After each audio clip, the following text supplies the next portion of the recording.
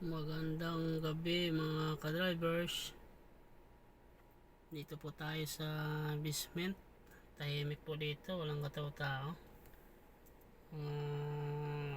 Sasakyan lang po ang kasama ko dito. Yan po.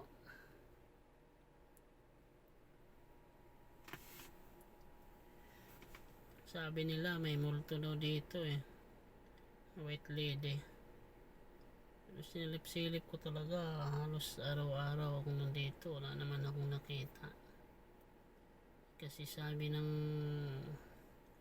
amo ko dati, yung nasa Antipolo ako, mahal daw yan ibenta ang multo, kaya dapat daw manghuli ng multo.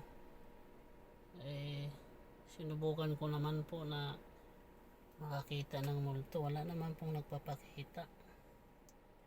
Kasi uhulihin ko talaga kung mayroon naman. Kaso lang, siguro ayaw magpakita ng multo.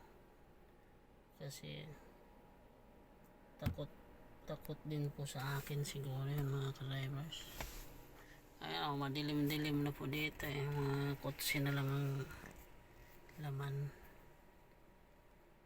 Mga ka-drivers, comment po below sa aking video. Baka sakaling may alam kayo na presyo sa multo. Hanggang dito na lang po.